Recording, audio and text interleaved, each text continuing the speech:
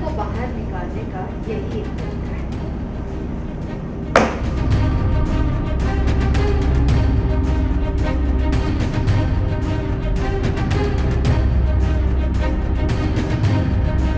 सुमन इंदौरी में आया बड़ा धमाका।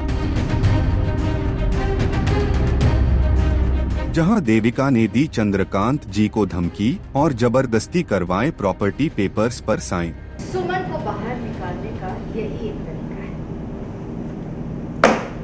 जी हां, सुमन इंदौरी में आया हाई वोल्टेज ड्रामा, जहां देविका अब अपने प्लान के मुताबिक सीधा चंद्रकांत जी के पास पहुंचती है, जहां वो अकेले बैठे होते हैं।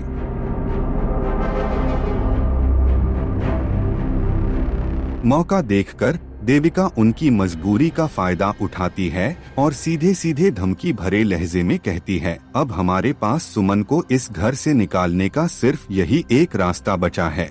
इसके बाद देविका चंद्रकांत जी के सामने एक फाइल पटक देती है, जिसमें प्रॉपर्टी के कागजात होते हैं और वो चंद्रकांत जी को कागजों पर साइन करने का इशारा करती है।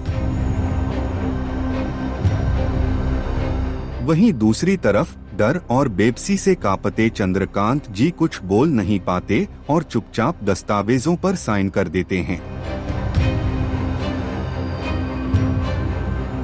जैसे ही उनके साइन होते हैं, देविका के चेहरे पर एक शातिर मुस्कान आ जाती है, मानो उसने जंग जीत ली हो।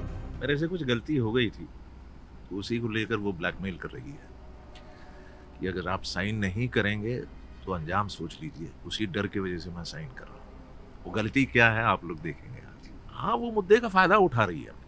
उसका मेन मकसद है सुमन को इस घर से निकालना है, और सुमन को घर से निकालने के लिए वो चंद्रकांत को यूज कर रही है। जो भी गलती चंद्रकांत ने की है वो एक तरह से ब्लैकमेल कर रही है। एंजॉय तो नहीं कर रहा हूँ मैं वैसे भी जो भी कैरेक्टर्स कर रहा हूँ वो थोड़ा सा दबंग और रिस्टिक टाइप ऑफ कैरेक्टर्स हैं। इसमें चुपचाप रहना पड़ता है, लेकिन कैरेक्टर को मद्देनजर रखते हुए करना पड़ता है भाई। इसको एक बीमारी भी दिखाई है इन्होंने, अल्जाइमर हुआ है, भूल जाता है, याद नहीं, याददाश्त कमज़ोर हो गई है। ऊपर से ये जो कांड किया है उसने, ब्लैकमेल कर रही है, तो सहम गया है, वो डर गया है। देविका का अगला कदम तो बहुत भयंकर ही होगा, लेकिन हमें होप है सुमन से।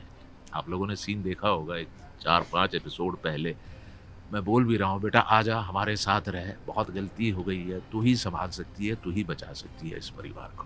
हाँ, वो सुमन कहीं ना कहीं अंदर से जानती है कि चंद्रकांत मित्तल जो है इतना नीचे नहीं। कहीं ना कहीं चंद्रकांत मित्तल को भी एक होप है, एक आशा है कि सुमन समझेगी इस परिस्थिति। वेल, अब सवाल ये उठता है कि क्या देविका अपने प्लान में कामयाब हो जाएगी? क्या सच में सुमन को घर से निकाल दिया जाएगा, या फिर सीरियल की कहानी में आएगा फिर कोई नया मोड़? ये देखना बेहद दिलचस्प होगा।